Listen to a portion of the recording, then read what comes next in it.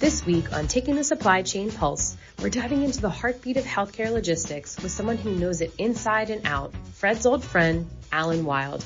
Alan is the Senior Vice President of Supply Chain at Allegheny Health Network in Western Pennsylvania, and he's here to share his experience and best practices in the industry. So grab your coffee, settle in, and let's get started. Today, we're lucky to have an old friend of mine, Alan Wild, whom I met when I think he was working in the OR at the Cleveland Clinic several years ago, and who now is the Senior Vice President of Supply Chain for the Allegheny Health Network in Western Pennsylvania. Alan, welcome to the program. Thank you very much. Yeah, when I met you, you had to be in your early 20s. I think you were working for Lauren Iacobelli. Yes, I was. I probably was in my 20s at that point. Yep. So it's been a while, buddy. You've done well. Tell us a little bit about your background. Yeah. So, I will tell you that I have done probably almost every single job within supply chain, starting out with probably stocking shelves, putting away inventory. Like you mentioned, I worked in the operating room. I kind of set up a inventory management system in the operating room. Was very much involved in some of the case cart stuff that we ended up, having. So I pulled case carts, did inventory management, set up a computer system in the operating room. Then I ended up going to supply chain. At that time, it was called materials management.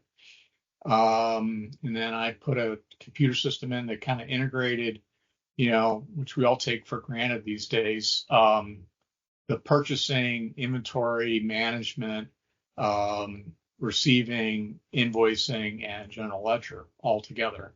And a lot of, we all take that for granted now. And really you see kind of a lot of the efficiency around that.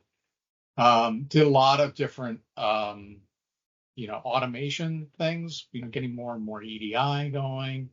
Also, I put in QSite, which was an inventory, point of use inventory management system, in all the cath labs when I was at the Cleveland Clinic. And then, I left the Cleveland Clinic, went across the street and went to University Hospital, spent quite a few years there. Expanded my scope. I ended up having facilities engineering, food, environmental services, along with supply chain, and continued kind of down that journey of organizing, consolidating, standardizing, a number of different things. One of the things that I had at University Hospitals, we had our own distribution center. We actually had partnered with later with Owens & Minor on kind of managing that for us. And then from there, I went down to Florida for a couple of years, down to Baycare. Had somewhat the similar scope, had construction and real estate reported to me as well. Tried to create some synergies with supply chain and all the construction stuff and all of the contracting and standardization of those things. And then I ended back up here in Pittsburgh. And so I have supply chain here in Pittsburgh. Also, I have a regional GPO called Provider PPI. We actually have around 30 to 35 different contracts that are in the physician preference item space. We sell those contracts to other hospitals and small health systems in the state of Pennsylvania, state of Delaware, and the state of West Virginia. Mostly our sweet spot for that is really small to mid-size hospitals that don't have a lot of, sourcing or contracting with that. Capabilities, yeah. Yeah, they don't have the capability. You go into some of those smaller hospitals and the director of supply chain is he's the inventory manager, he or she. inventory manager, and also the, contracting person and the accounts payable resolution person, and does like about 10 different hats. And so they just don't, always have the time to do everything. So we've really been trying to be helpful with that. And then the other thing is I have our own it's about 100,000 square feet of a distribution center that we run ourselves. And we service our 10 hospitals out of that. We don't service any hospitals outside of our hospitals. We also have a distribution center for pharmacy too, although we're kind of redoing that right now, and creating a specialty pharmacy inside our distribution center. And I will tell you, my journey really kind of goes around, three things. One is I'm constantly trying to look for better pricing, better prices, better contracts. Second is really kind of inventory management. And we're doing more and more inventory management, and I'll call it the point of use. We've been installing the QSite program at all of our cath labs, and now actually we're getting into all the operating rooms, and really seeing some good results from really good inventory management, consignment management, really trying to get rid of some obsolescence, and just visibility into those procedure areas that we never really had visibility into. And traditionally, most, supply chain people, you managed everything up on the nursing units, the PARs up on the nursing units. And most people do a very good job, do it very well. And we really try to expand that into some of the procedure areas where there's a lot more dollars associated.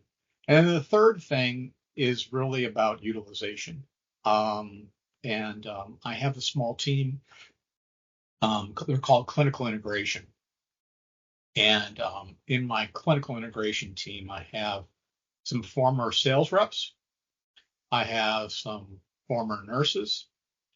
And they actually do several things for us. One is whenever we go out to bid on a physician preference item contract, they will go talk to the physicians, get all the feedback, try to get some consensus about what we're going to bid, how we're going to bid it. Is it going to be a sole source or a dual source or a multi-source?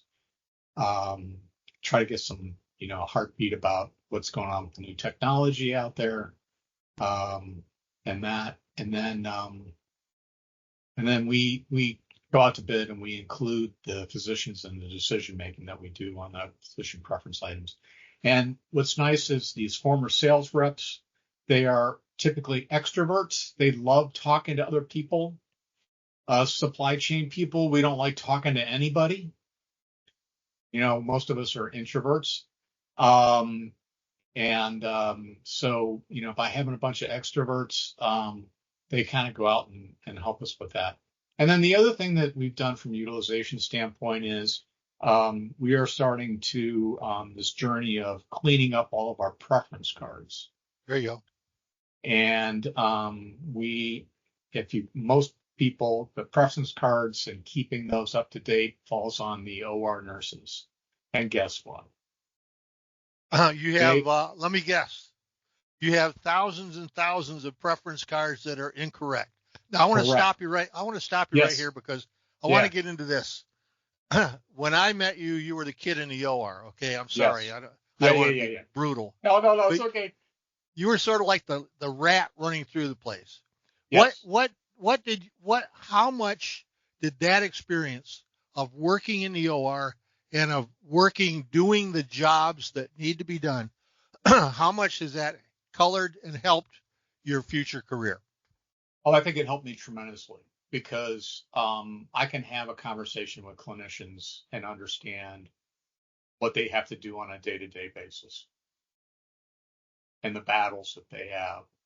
And I also, I can challenge people on some of their assumptions sometimes. I also can be able to challenge my own staff at times. You know, I understand how some of those jobs are and how difficult it can be. Um, the other thing is, I understand the issues, and so I try to come up with, as a leader, try to come up with solutions to help them become Right. better. Yep. And the second part of that is you're sort of like a young guy. I'm not going to say kid. I got to stop that. A young guy who graduates from college and goes to the major leagues. Okay. You didn't Yeah, start. You didn't start in the minor leagues. You not only went to the major leagues. You went to the Yankees. You went yeah. to the. You went to the number one or number two healthcare organization in America. Yeah. What did you observe and learn from a standpoint of how to behave effectively, politically, and leadership wise from your early days at the clinic? Um, Listen well, And know when to say something and what to and say? know when to say things and when not to say things. Um, you may, um, I when I worked for the clinic, we had a lot of very aggressive physicians. What was a little different about that organization is all the physicians were employed by the organization. They were not independent. So you needed to do two things. You needed to um, take care of the physicians that you were working with. You also needed to network yourself with the leaders in the different disciplines.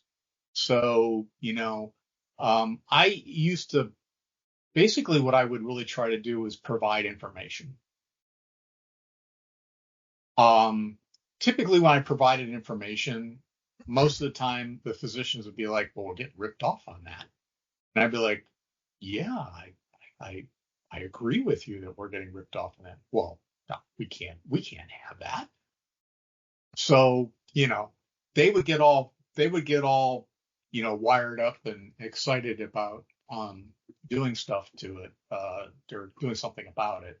And I would work with them and work with some of the vendors too, um, about the products that they were providing to those physicians, and also sometimes we would have sales reps that weren't really servicing the physicians appropriately, and I would,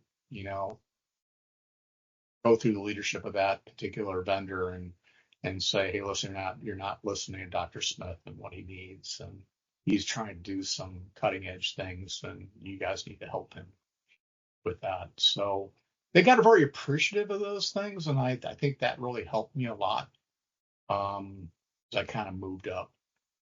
It's interesting. The reason I'm asking all this is I had attend how I want to ask you a question. I'll ask you the question, Sure. but don't answer because I'm going to say something afterwards.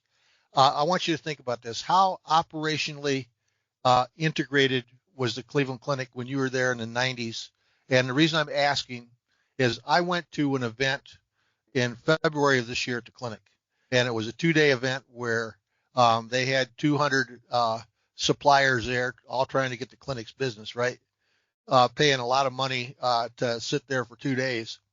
And the clinic shared everything. And the leadership, all these physicians who, have big egos and reason to be proud of themselves and everything. The CFO, all these people who are insanely talented. And Steve Downey, who's one of the best supply chain leaders I know, put this thing on. And what I came out of there was these people are highly integrated in how they work together. They bury their egos and they're working for the same cause. Was that true back in the early 90s, or has that evolved to that point? I would say that that's evolved over time. Um, and I will tell you that I put together the Cleveland Clinic Health System. So when I worked originally just for the Cleveland Clinic itself, Uh-huh. And then we merged with 9 other hospitals over about a 2-year period.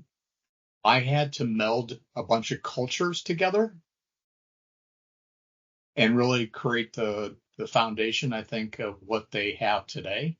We got one computer system, Yep.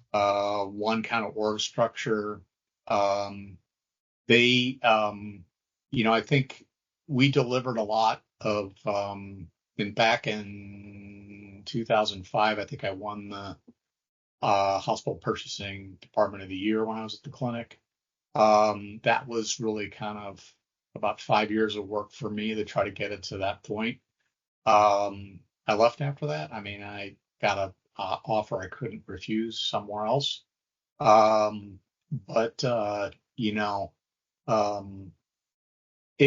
the fundamentals of getting it all integrated was getting there.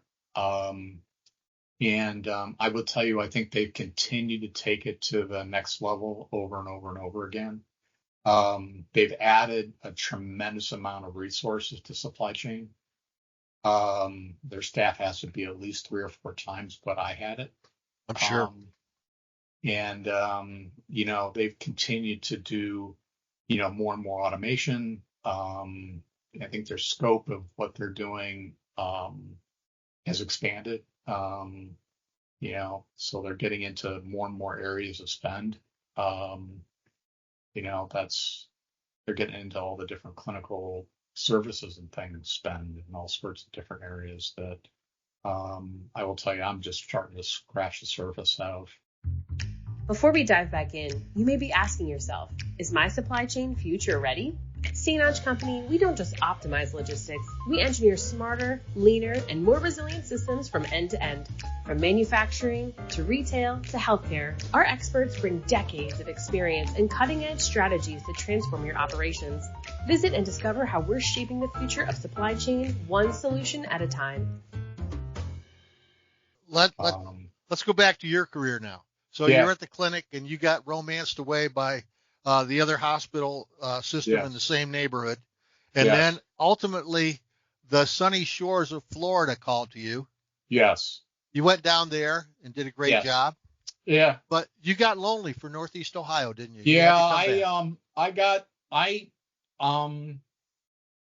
Florida is a nice place to visit. I'm just telling you, just probably as a northerner, it was nice to go down there, but I just didn't feel like it was home.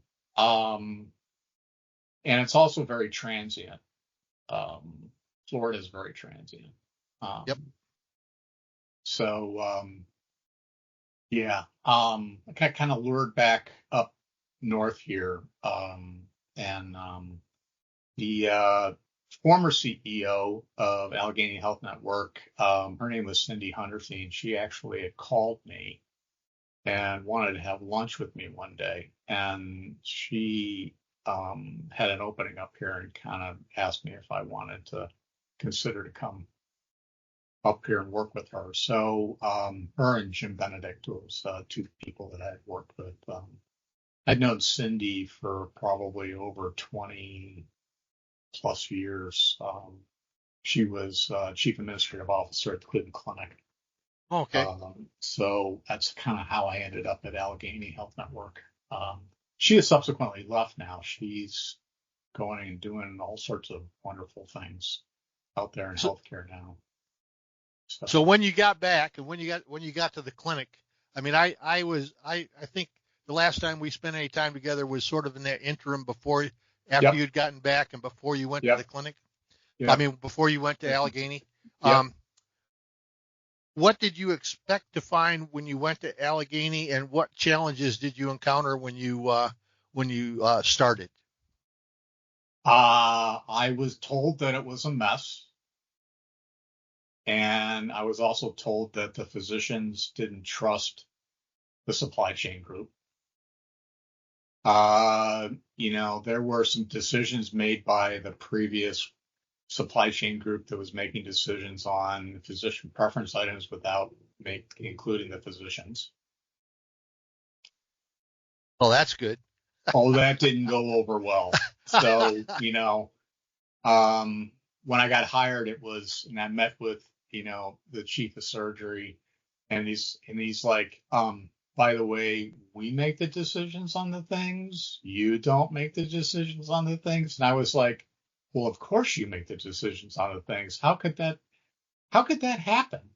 He goes, you wouldn't believe it. It's amazing that there are So, still places out there that over time have just ripped one sign off, like ripped off purchasing, and put one on that says materials management. And then yep. 25 or 30 years later, they ripped off that sign and put supply chain on, and they haven't changed anything along the way. They still operate the same way, just with different signs. So, I know. And so I remember when the consultants came and talked to me about, oh, it's a supply chain. And I'm like, this is nothing new. I mean, I was like, oh, but it's a whole new concept. It's called the supply chain. And I'm like, we buy stuff, we receive stuff, we pay for stuff, I inventory stuff. I mean, what's the difference? yep. And I'm sure somebody else is going to come up with some new term, and we're going to have the Deloittes and everybody else come up with all these. There'll be some new term for supply chain, and it'll be something else. Right now, I mean, a lot of we're getting kind of into this idea of the global supply chain, and Oh yeah. and where the challenge I think right now is really where things are manufactured now. Yeah, and our uncertainty about the ability to get to actually acquire those things, right? Exactly. And COVID was horrible for me. I mean, that was probably one of the worst episodes for me in my entire career of just not having stuff and trying to find stuff everywhere. Um, Fraud, was happening. Counterfeit items were happening. Things that you wouldn't think would happen were happening. So, it was the biggest thing right now is just supply availability. And thank God I have my own warehouse now.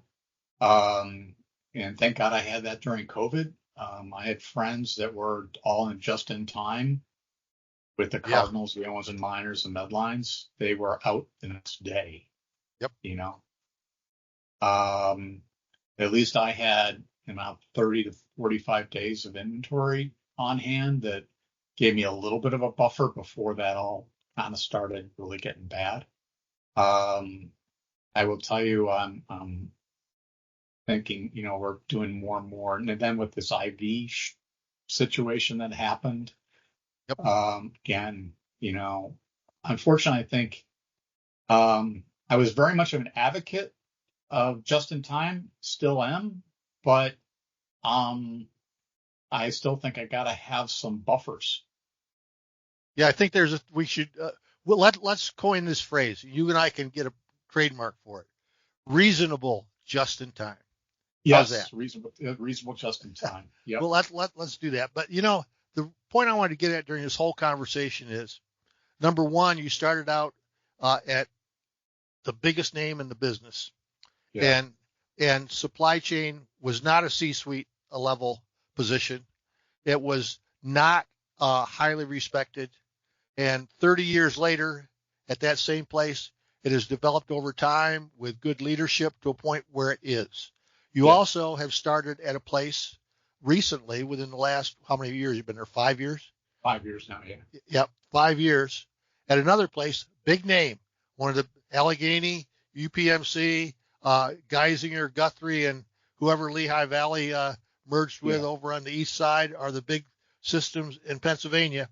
But a big name, but a place that had just had different nameplates put on the same old functions and was not highly respected as a C-suite level function in the organization. And what is one of my big chips on my shoulders is we have what I call the Ain't We Great Society, where we keep telling each other how supply chain is very important now, and we are all C-suite level people. The fact of the matter is, Alan, and I want you to talk about this.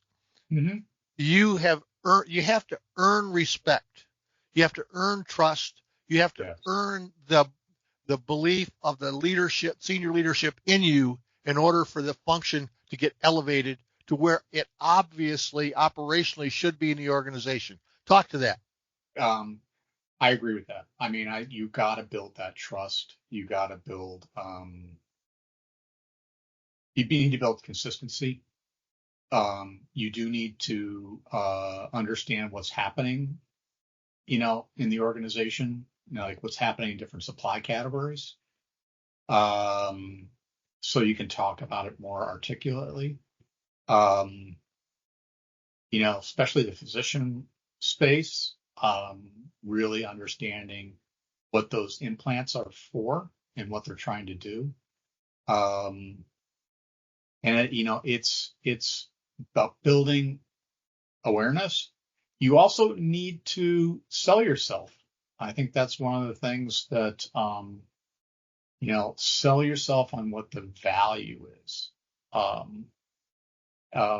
think it used to be like, I started when I took over the purchasing department at the Cleveland Clinic. There were individuals that were kind of like pushed into that department. They're like, well, you didn't work out over here, so we'll put you in the purchasing department. And I had to go through a process of really kind of evaluating the staff and making some harder decisions about those things. I will tell you, it's still really hard even to this day to find good talent, especially on the sourcing side. Taking a young sourcing person and getting them to understand all the products and how they're all interconnected is difficult. It's not about just going out and buying the lowest cost thing. So, those are the things that you really just you need to sell yourself. You need to create awareness. You prove, when you do projects and things like that, you need to prove it out, show the results. I think you need, excuse me. I think I was just at a meeting last week, and this woman was speaking, and I was, unfortunately for her, sitting in the front row. And she says, how hard is it to regain trust once you've lost it? And I just blurted out, it's virtually impossible. Correct. And she goes, you're absolutely right. What's your name? And I told her.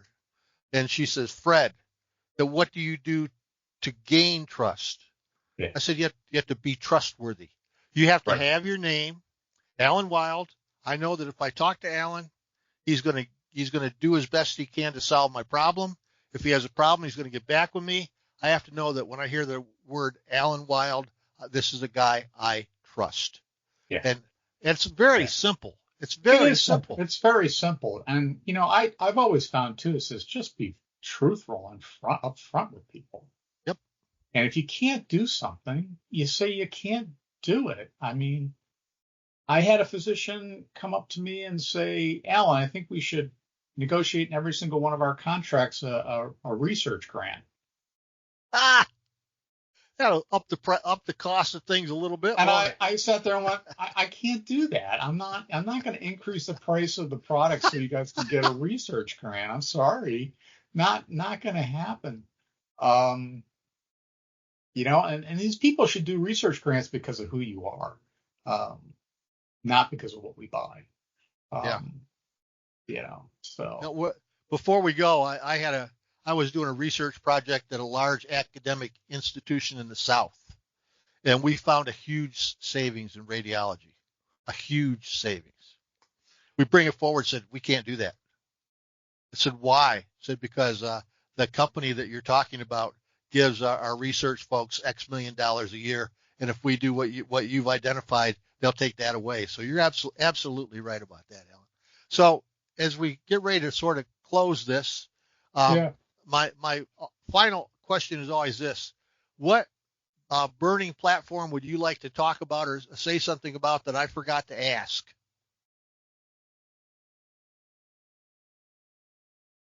We haven't talked about tariffs. Tariffs have been chaos for me. Okay. I wish they would just decide what they are and quit going up and down and off and they're on. And I mean, I have to do a briefing every couple of weeks now to my senior leadership about what's the impact of all the tariffs. That's probably the biggest thing that I'm concerned about right now is all the tariffs. Well, that's a reasonable thing. Alan, I want to thank you so much for being on the program. And another question just occurred to me. Since you moved from the land over to that other place, what pro football team do you still root for? Well, I have a story with this I need to tell. Okay. So my first week when I started it in Pittsburgh, they asked me about my sports allegiances. So I sat there and I said, Pirates, National League. Good. I can do that. Guardians, American League. I can do that. Cleveland Cavaliers. You don't have a basketball team. I am so happy about that. Penguins, definite plus. Penguins are good. Penguins are fun. I like hockey. Football, couldn't go Steelers. So what did they say? They just all laughed, just like you did. They just all laughed. I mean, everybody's laughing at both the Browns and the Steelers this year because I think that there's got to be some guy out there delusional enough in Western Pennsylvania to think that Aaron Rodgers is going to make a difference. And I would be willing to bet the house that he isn't. That's just my opinion. So, but there are people here in Cleveland that think the Browns are going to win more than 4 games too, and they're equally as delusional. Yeah, I don't know about that. We got way too many quarterbacks right now. Yeah, I know. Anyway, Alan. Hey, thanks so much, Alan. It's been great talking. Haven't talked to you for a long time. Let's catch up more frequently. And thanks for appearing on the show. Glad to have you. Yep. Take care, buddy. Well, that's all for today. Thanks again for joining. And as always, don't forget to subscribe and connect with us online where you can find all of our episodes. If you have a topic you would like to discuss or want to be a guest on the show, you can reach out to Fred directly at fcrans@stonge.com. See you next time.